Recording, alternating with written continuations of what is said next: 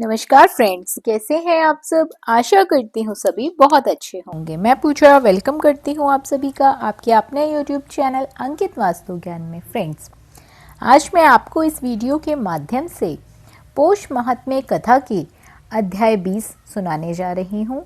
तो कथा का श्रवण अंत तक ज़रूर करें ताकि आपको पुण्य फलों की प्राप्ति हो सके, श्री हरि विष्णु की कृपा आपको प्राप्त हो सके।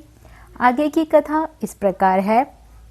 श्री सूत जी बोले, नारद जी नारायण जी के मुख से राजा दृढ़धनवा के चरित्र को सुनकर आगे की कथा बताने की उनसे प्रार्थना करने लगे।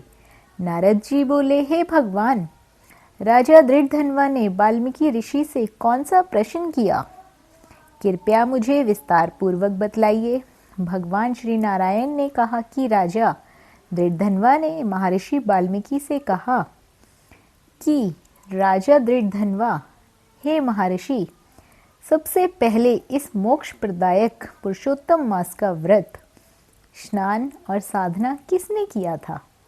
इस मास की सेवा मोक्ष पाने के लिए कैसे की जाती है तथा दान की क्या विधि है? पूर्व जन्म में सुदेव ब्राह्मण ने मैंने इसकी विधि पूर्वक सेवा की थी, जिससे मेरा मरा हुआ पुत्र जीवित हुआ है। हे तपोधन, इस जन्म में मैं उसके नियम को करना भूल गया हूँ। अब उसकी विधि आप मुझे विस्तार पूर्वक बतलाइए। वाल्मीकि जी बोले, इस मास के प्रथम दिन से ही प्रातःकाल उठकर ब्रह्मा को स्मरण करते हुए एक बड़ा सा जलपात्र लेकर नैऋत्य दिशा की ओर जाना है। इस मास में व्रती घर से बाहर इसी भांति जाकर जनेऊ को दाहिने कान पर चढ़कर प्रातःकाल सायं उत्तर की ओर मुख करके पृथ्वी पर घास बिछाकर से ढककर और मुख को बंद कर कर बैठे, ना तो थूके ना बोले। यदि रात्रि हो तो दक्षिण मुख होकर शौच करे। उसके बाद शुद्ध मिट्टी से 1 बार लिंग और 5 बार गुदा को धोवे तथा 3 बार बाएं हाथ व 10 बार दोनों हाथ मिलाकर मिट्टी से शुद्ध करे। 14 बार पैरों से मिट्टी मलकर शुद्ध करे। यह शुद्धि तीर्थ जल से ना करे, साथ में लाए जल से ही करे। तीर्थ के जल से दूर बैठकर यह शुद्धि करनी चाहिए। इस शुद्धि को करने के बाद तीर्थ में शुद्धि करें, अन्यथा यह अशुद्ध रहता है। यह व्रती की शुद्धि है। गृहस्थ जीवों को चाहिए कि वे शौच अर्थात मल त्याग करने के बाद उपरोक्त विधि से शुद्ध होकर 16 बार कुल्ला करें। लघु शंका के बाद 8 या 4 बार कुल्ला अवश्य करें। हस्त शुद्धि के बाद नेत्रों से जल लगाकर दातुन लेकर यह कहे कि हे वनस्पते, तुम्हारे से हमें बल, आयु, यश, तेज, पशु, संतान, धन, ब्रह्मत्व, मेध शक्ति एवं बुद्धि मिले। दातुन में गांठ, छेद अथवा कीड़े आदि का निशान ना हो। वह छोटी उंगली के समान मोटी और 12 उंगल लंबी होनी चाहिए।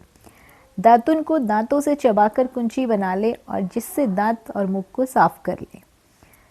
इसके बाद स्नान करें। रविवार को नीम की दातुन करें। समुद्र में मिलने वाले नदियों का स्नान उत्तम तथा तालाब, कुएं, बावड़ी का मध्यम कहा जाता है। स्नान के बाद तीर्थ देवताओं का तर्पण करें।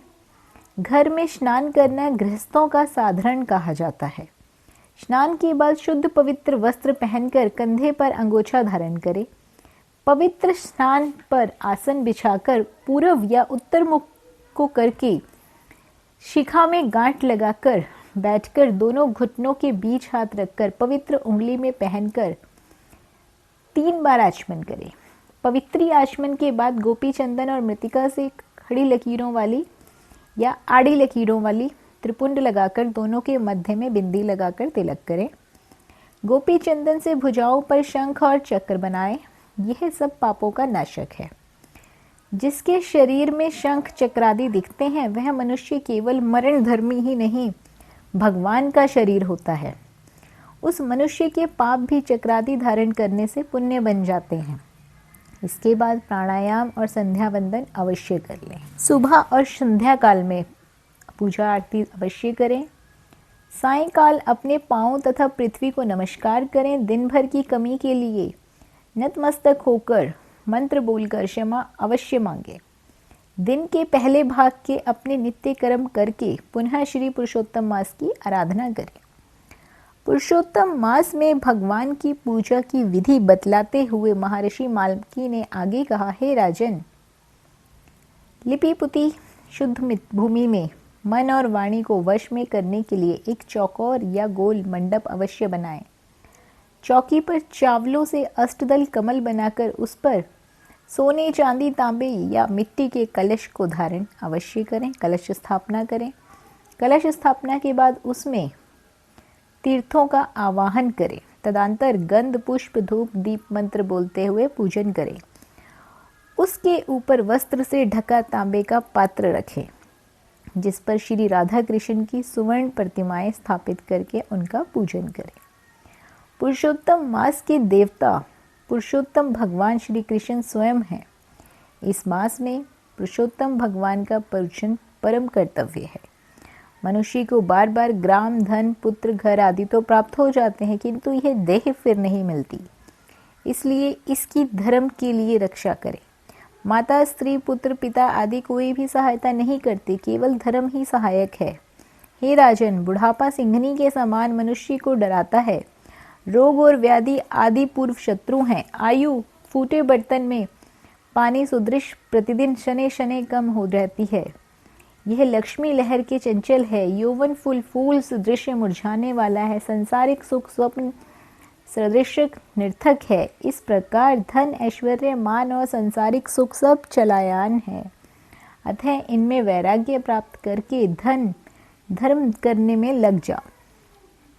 जिस समय धन, मन तथा दान देने वाले योग्य पात्र मिल जाएं, तो दान देने में कभी देरी नहीं करनी चाहिए। इसी में बुद्धिमानी है। बहुत से धन तो आने वाला और जाने वाला रहता है, लेकिन कर्म तो धर्म है।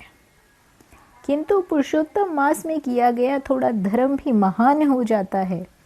स्नान, दान और भागवत कथा में बैठकर भगवान का मनन करते रहना चाहिए। केवल इतना किया धर्म भी बड़े भारी दुख से मनुष्य को बचा लेता है। जिस प्रकार हाथी के पांव के निशान में सभी जीवों के पैर समा जाते हैं, उसी प्रकार सब धर्म भी पुरुषोत्तम मास के धर्म में समा जाते हैं। श्री गंगा जी की समानता कोई भी नदी, कल्पवृक्ष की समानता अन्य वृक्ष और वेदों की समानता सभी शास्त्र को मिलाकर जिस प्रकार नहीं कर सकते, उसी प्रकार कोई अन्य महीना पुरुषोत्तम मास की समानता नहीं कर सकता। पुरुषोत्तम मास के देवता तो स्वयं भगवान पुरुषोत्तम है, इसलिए श्रद्धा भक्ति से इनका पालन अवश्य करना चाहिए। तो फ्रेंड्स, ये था अध्याय 20। आशा करती हूँ आपको ये कथा कहानियाँ पसंद आ रही होंगी। वीडियो को लाइक और शेयर अवश्य करते रहें, ज़्यादा से ज़्यादा शेयर करें। और यदि आप हमारे चैनल पर पहली बार आए हैं, इस तरह की जानकारियाँ आपको भी अच्छी लगती हैं, तो चैनल को सब्सक्राइब अवश्य कर लें। साथ ही बेल आइकन के बटन को दबा लें, ताकि हमारी आने वाली वीडियोज़ की नोटिफिकेशन सबसे पहले आपको मिल सके। बने रहिए आपके अपने YouTube चैनल अंकित वास्तु ज्ञान में। धन्यवाद।